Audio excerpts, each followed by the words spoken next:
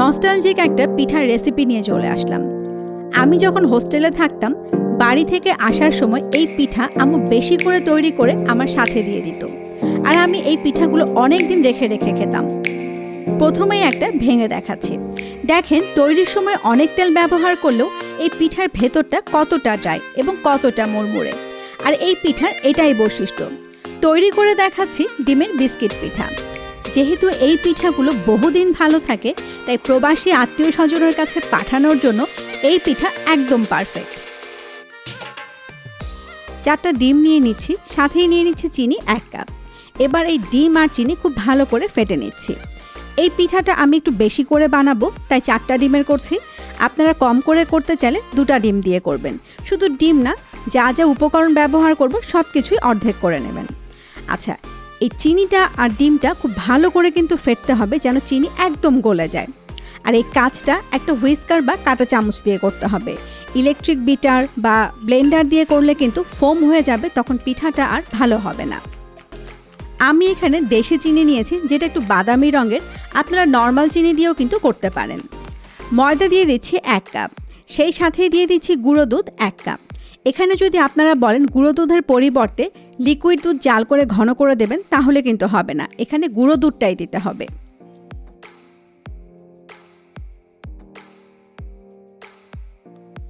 লবণ দিয়ে দিচ্ছি 1/4 চা চামচ, আর এলাচের গুঁড়ি দিয়ে দিচ্ছি চিমটি পরিমাণ।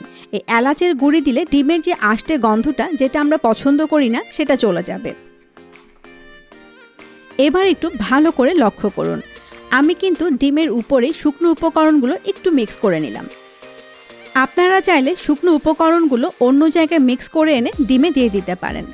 এবার আস্তে আস্তে আমি মাখাচ্ছি। এবার ময়দার ব্যাপারটা বলি। ময়দা কিন্তু 1 কাপ না। যতক্ষণ পর্যন্ত না একটা ডো তৈরি হবে, ততক্ষণ পর্যন্ত ময়দা দিতে থাকতে হবে। আমি অল্প অল্প করে ময়দা দিচ্ছি আর মাখাচ্ছি। মাখানো হয়ে গেলে আমি বলবো আপনাদের যে কতটুকু ময়দা আমার লেগেছে। আমার যতটুকু ময়দা লেগেছে ঠিক ততটুকুই যে আপনার লাগবে, ব্যাপারটা কিন্তু এমন না। ময়দা কতটুকু লাগবে সেটা ডিপেন্ড করবে ডিমের সাইজের উপর। আবার একেবারে কিন্তু বেশি ময়দা দিয়ে দেবেন না, তাহলে আবার দেখা যাবে ডোটা বেশি শক্ত হয়ে যাবে। তখন পানি দিয়ে আবার নরম করতে হবে, তখন পিঠাটা কিন্তু মুড়মুড়ে হবে না। আমার প্রায় 4 কাপ ময়দা লেগেছে। ডোটা কিন্তু একটু শক্ত করে বানাতে হবে। এবার হচ্ছে আসল কাজ। ডোটাকে এক জায়গায় নিয়ে অল্প একটু তেল হাতে নিয়ে ডোটার উপরে মাখিয়ে দিতে হবে, তাহলে ডোটা ড্রাই হয়ে যাবে না। এই কাজটা যদি আপনারা না করেন, তাহলে দেখবেন পিঠা ভাজার সময় পিঠাগুলো ফেটে যাচ্ছে। এবার ঢাকনা দিয়ে অপেক্ষা করছি 15 থেকে 20 মিনিট। ফ্রিজে, চুলোর পাড়ে বা গরম কোনো জায়গায় রাখার কোনো দরকার নেই, এমনি রেখে দিলেই হয়ে যাবে। এবার যেই জায়গায় আমি ডোটাকে মথে নিব, সেই জায়গায় অল্প একটু তেল দিয়ে নিলাম। আর এই কাজটা তেল দিয়েই করতে হবে, ময়দা বা কর্নফ্লাওয়ার ছিটিয়ে করলে কিন্তু হবে না। ডোটা দেখেন একটু কিন্তু শক্ত, আর এই পিঠার ডোটা কিন্তু এভাবে একটু শক্ত করেই তৈরি করতে হবে। শক্ত বলতে আমি বোঝাচ্ছি, আমরা যে রুটি পরোটার জন্য ময়দা মাখাই, তার চেয়ে একটু বেশি শক্ত হবে। এই যে আমি এখন মথে নিচ্ছি, আপনারা দেখে নিশ্চয়ই আন্দাজ করতে পারছেন। এবার কিন্তু একটু সময় নিয়ে এই কাজটা করতে হবে। আমি কিন্তু ঘুরিয়ে ঘুরিয়ে হাতের তালু দিয়ে ডোটাকে মথে নিচ্ছি। যত ভালো করে মথে নেবেন, পিঠা ততটাই মুড়মুড়ে হবে। এবার আমি ডোটাকে একটা লম্বা রোলের মতো তৈরি করে নিচ্ছি। রোলটা যে একদম সমান হতে হবে এমন কোনো কথা নেই, জাস্ট আমি একটু আইডিয়ার জন্য এরকম রোল করে নিলাম যে কতটুকু করে আমি গোলা তৈরি করব।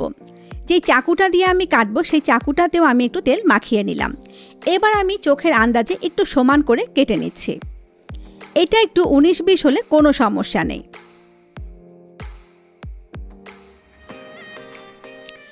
ডোয়ের উপর তো তেল মাখানোই আছে, তারপরও এগুলো যেন ড্রাই হয়ে না যায়, সেজন্য একটা ঢাকনা দিয়ে ঢেকে রাখতে হবে। আমি একটা গোলা রেখে বাকিগুলো ঢাকা দিয়ে রেখে দিচ্ছি।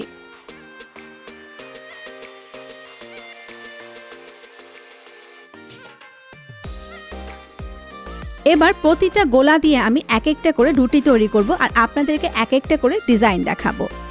যে বেলুনটা দিয়ে বেলবো, সেখানেও আমি একটু তেল লাগিয়ে নিলাম। এটা কিন্তু আটা বা ময়দা বা কর্নফ্লাওয়ার কোনো কিছু দিয়ে বেলা যাবে না, তেল দিয়েই বেলতে হবে। রুটি তৈরি করে নিচ্ছি, একদম গোল হওয়ার কোনো দরকার নেই। শুধু একটা জিনিস লক্ষ্য রাখতে হবে, সব দিকে যেন সমান পুরুত্বের হয়। আমি আপনাদের সাইডটা একটু দেখিয়ে দিচ্ছি। ঠিক এরকম মোটা করে বেলতে হবে, মানে আমরা যে পরোটা বেলি অলমোস্ট তার দ্বিগুণ করে বেলতে হবে। এবার দেখেন আমি কিভাবে কেটে নিচ্ছি। বাসায় যে আমাদের বয়ামগুলো থাকে তার একটা ঢাকনা নিয়ে আমি এরকম ছোট ছোট করে কেটে নিচ্ছি। আর এটার জন্য কিন্তু একটু ছোট ঢাকনা লাগবে। এবার দুপাশটা ধরে আমি একটু চেপে দিচ্ছি, ঠিক এভাবে। এটা ধরে রেখে অপর দুপাশও আমি চেপে দিচ্ছি। এটা তো আসলে আমি মুখে বলে বোঝাতে পারবো না, আপনারা জাস্ট একটু ভালো করে ফলো করুন। দেখতে পাচ্ছেন কত সুন্দর একটা কলির মতো হয়ে গেল। আপনাদের সুবিধার্থে আমি আরও একটা দেখিয়ে দিচ্ছি।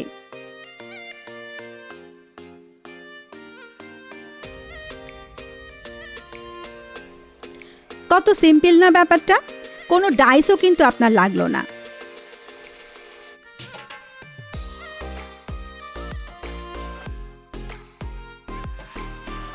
এটা তো গেল একটা ডিজাইন।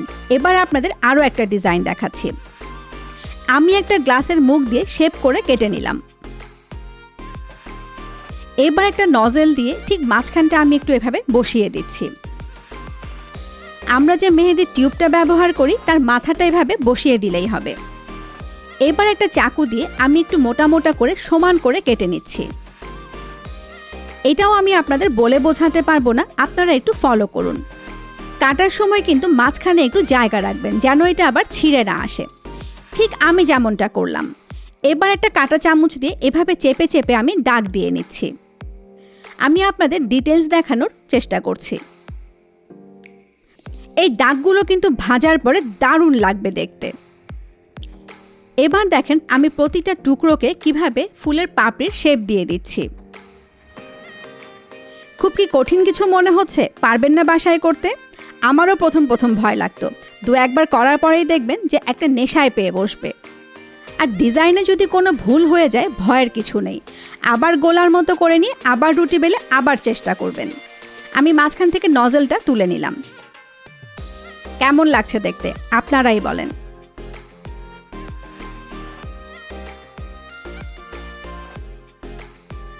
আর একটা ডিজাইন ঠিক একইভাবে আমি নজলটা মাঝখানে বসিয়ে দিয়ে এবার কিন্তু একটু চিকন চিকন করে কেটে নিচ্ছি। এটাও আপনারা একটু ফলো করলেই বুঝতে পারবেন।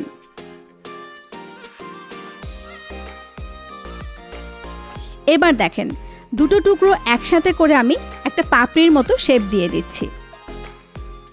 কি এটাও খুব সহজ না? এটা কিন্তু কাঁটা চামচের থেকেও সহজ।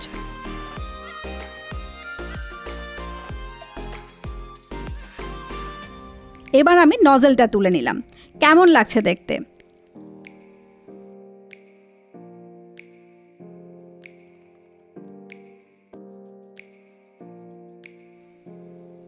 এবার দেখাচ্ছি কুকি কাটার দিয়ে কিভাবে আপনারা কাটবেন।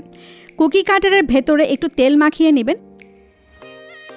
এবার এভাবে চাপ দিয়ে কেটে নেবেন। এটা যে কোনো ধরনের কুকি কাটার দিয়ে আপনারা করতে পারেন। এই ডাইসগুলোকে কিন্তু কুকি কাটার বলে। যে কোনো ধরনের বড় ক্রোকারিজের দোকানে আপনারা এই কাটারগুলো পেয়ে যাবেন। কি এটা আরও সহজ না? যারা কোনো ফুল করতে চান না তারা কিন্তু ইজিলি এটা করে নিতে পারেন। এতক্ষণ হয়তো ভাবছিলেন এই কাটার পরে বাকি অংশগুলো কি করব। এই যে দেখেন আমি তুলে নিলাম, একটু সাবধানে তুলে নিলাম যেন ফুলগুলো আবার ভেঙে না যায়। এবার আমি আবারও হাতে মথে নিয়ে একটা গোলা তৈরি করে রুটি তৈরি করে ফেলবো। খুব মজার না ব্যাপারটা? এখানে নষ্ট হওয়ার কিছু নাই।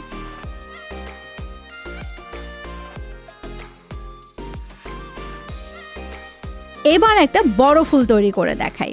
তিন পাশে প্রথমে সমান করে কেটে নিচ্ছি।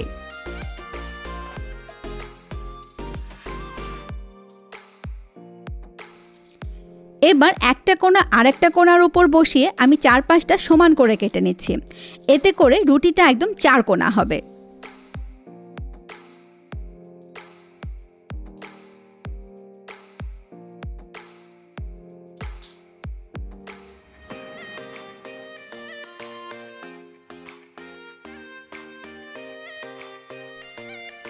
এবার 4টা কোণা ঠিক মাঝখানে এনে বসিয়ে দিচ্ছি। আবার চেপে চেপে কিন্তু লাগিয়ে দেবেন না, কারণ এগুলো কিন্তু পরে আবার আমাকে খুলতে হবে। আমি জাস্ট আলতো করে লাগিয়ে দিলাম।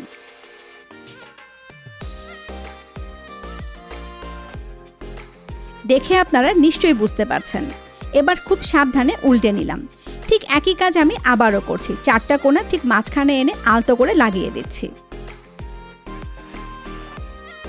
একদম শেষ কোণাটা দেওয়ার পরে একটু চাপ দিয়ে আমি লাগিয়ে দিলাম। এবার যেটা বলেছিলাম আলতো করে কেন লাগালাম, এবার দেখেন একটা একটা করে কোণা আমি খুলে নিচ্ছি। আর এগুলো কিন্তু ফুলের এক একটা পাপড়ি হয়ে গেল। শেপ নষ্ট হয়ে গেলে ভয় পাওয়ার কিছু নেই, হাত দিয়ে শেপগুলো একটু ঠিক করে দেবেন।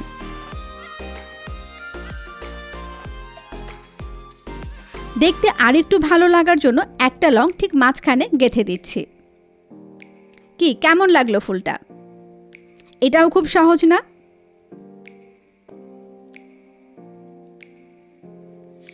এবার যারা ডাইস দিয়ে কাটতে চান না বা কোনো ফুলও তৈরি করতে চান না, তাদের জন্য এই ডিজাইনটা। আমরা যে বরফি কাটি, এটাও ঠিক বরফির মতো করে কেটে নিচ্ছি।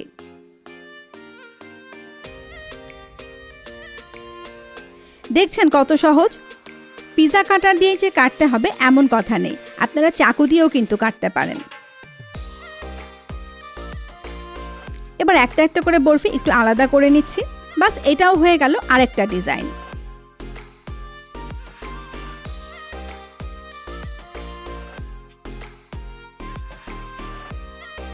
আমার আজকের শেষ ডিজাইন। আর এই ডিজাইনটা আমি শিখেছিলাম অনেক ছোটবেলায়, যখন চট্টগ্রামে ছিলাম। পাশের বাসার খালাম্মা খুব সুন্দর বানাতেন। দেখতে পেলেন কিভাবে করলাম? দু একবার প্র্যাকটিস করলেই কিন্তু আপনাদেরও এমন হয়ে যাবে। এটাকে বলে শঙ্খ ডিজাইন। খুব ছোট একটা গোলা নিয়ে নিলাম, একটু আঙ্গুল দিয়ে চ্যাপটা করে নিলাম। এবার একটা সরপোষের উপর রেখে আঙ্গুল দিয়ে চাপ দিয়ে আমি এটাকে রোলের মতো করে ফেললাম। খুব কঠিন কিছু মনে হলো? অথচ এগুলোই যখন ভেজে প্রিয়জনদের খেতে দেবেন, তখন সবাই আপনাকে প্রশ্ন করবে কিভাবে ডিজাইনগুলো করেছেন।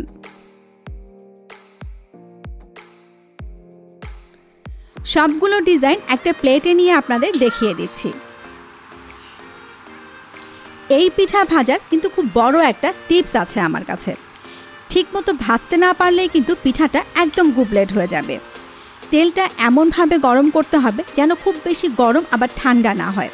ছোট ছোট গোলা করে আপনারা ছেড়ে দেখতে পারেন। যখন গোলাটা তেলের উপর ভেসে উঠবে, বুঝতে হবে তেলটা পারফেক্টভাবে হয়ে গেছে। চেষ্টা করবেন চুলোর আঁচটা লো এবং মিডিয়ামের মাঝামাঝি রাখতে। কোনোভাবেই কিন্তু এর বেশি আঁচ দেবেন না, তাহলে উপরেরটা ক্রিস্পি হয়ে যাবে আর ভেতরে কিন্তু কাঁচা থেকে যাবে। পিঠাগুলো একদম লালচে হওয়ার পরে তেল থেকে তুলবেন না। যখন একটু লালচে কালার হতে ধরবে তখনই তুলে ফেলবেন, কারণ এটা তুলে ফেলার পরে আরও একটু লালচে হয়ে যাবে। জিনিসটা কিছুটা বেরেস্তা ভাজার মতো। আমার কালারটা দেখেন, ঠিক এই পর্যায়ে আমি তুলে নিচ্ছি। একদম লালচে করার পরে কিন্তু আমি তুলে নিচ্ছি না। কিন্তু এগুলোই যখন ঠান্ডা হবে তখন আরও কালার চলে আসবে। এই পিঠার সবচেয়ে মজার দিক হলো এই পিঠা আপনি 6-7 মাস স্টোর করে খেতে পারবেন। আর সেজন্যই প্রবাসে থাকে এরকম আত্মীয়র জন্য যদি পিঠা বানিয়ে পাঠাতে চান, এই পিঠা হচ্ছে একদম পারফেক্ট। পিঠাগুলো ভাজার পরে একদম রুম টেম্পারেচারে এনে একটা এয়ারটাইট বক্সে করে রেখে দেবেন। ফ্রিজে রাখার কোনো দরকার নেই। তবে হ্যাঁ, বয়ামের মুখটা যদি বারবার খোলেন তাহলে পিঠার মুড়মুড়ে ভাবটা কমে যাবে। যা যা ডিজাইন আপনাদের দেখালাম সবগুলো ভেজেই কিন্তু আপনাদের দেখিয়ে দিলাম। চেষ্টা করলাম যতটুকু সম্ভব ডিটেলস আপনাদের দেখাতে। তারপরও যদি আপনাদের কোনো প্রশ্ন থাকে অবশ্যই আমাদের কাছে লিখবেন। আবারও দেখা হবে অনলাইনে নতুন কোনো রেসিপি নিয়ে। সে পর্যন্ত সবাই ভালো থাকবেন, আমাদের জন্য দোয়া করবেন। ভিডিওটি দেখার জন্য সবাইকে অসংখ্য অসংখ্য ধন্যবাদ।